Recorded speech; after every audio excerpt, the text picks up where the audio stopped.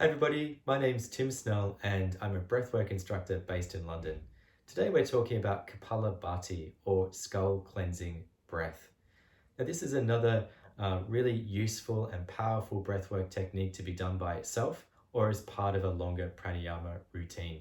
But there's a couple of precautions with Kapala Bhati that you need to be aware of before you practice it. Now first things first, like you don't want to be doing this after you've eaten. Because Kapala Bhati really is about moving the abdomen in quite a forceful and aggressive way, if you've got food in your tummy, this is going to feel really uncomfortable. There's some other medical precautions that you need to be aware of as well.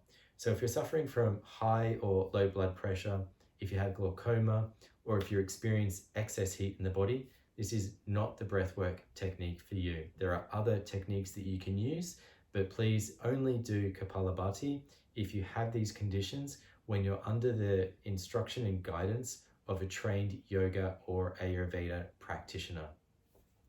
If you're clear of those precautions and you want to experience the benefits of Kapala Bhati, which are numerous as well, then by all means, let's move ahead.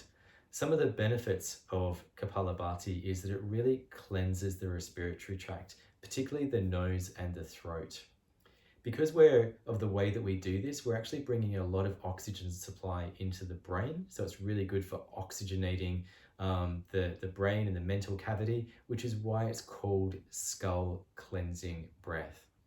It can remove accumulated mucus in the nose and the throat, and it also increases your body heat and your digestive fire. So it can really amplify your digestive system. Finally, it's really relaxing as well. It may not seem that way when you're doing it, but the after effects after you've finished doing Kapala Bhati, it will really help to revitalize the body and also the mind. Now, to perform Kapala Bhati, it's really simple, but it can take a little bit of getting used to. First things first, as you can see, I'm in a different seated position today. What I'm going to do is I'm going to create Jnana mudra with my thumb and first finger. I'm going to place my hands upside down onto my knees and to the upper legs. I'm also going to straighten my back and my neck. And when we do Kapala Bhati, what we're doing is we're drawing air in through the nose, but first we want to clear the lungs. And then we're going to take a deep breath in through the nostrils. And we're going to use the abdomen to force that air all the way back out through the nose. We're going to do it really fast, and so that the next inhalation becomes very passive. And so it's the force of the abdomen moving inwards that's going to create the inhalation and the exhalation after that first round. And we do it for 25 times. Now don't worry if your first couple of times or your first few rounds don't feel like you're in a rhythm. It can take a little while to create that rhythm. But once you get used to it and you get into a bit of motion, 25 rounds is really easy. So let's begin, shall we?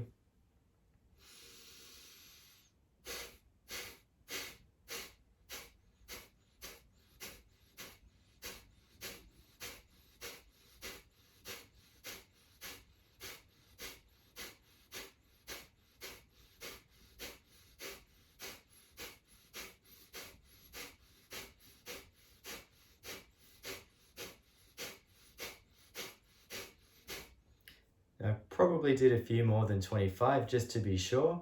I like to do around about 30 rounds to keep it even, or you can even do this in rounds of 10. Now what you would have noticed is that when I was doing that, what I'm really doing is I'm forcing that abdomen in. And when you force your abdomen in, you're really creating that, then when it moves out naturally, you're creating like a vacuum which draws the air back in again. And that forceful movement creates this passive flow of air back into your lungs after you've forced it out. Kapala Bhati is a really useful breathwork technique when it's done properly. The last thing I should say is that if you do it with your eyes closed, again, it helps to withdraw the senses just a little bit and allows you to go inwards. As always, if you've got any questions about this particular pranayama or about how to mix up pranayamas into a routine, then please feel free to contact me either directly or by leaving a comment underneath this video. I can't wait to see you at another breathwork video.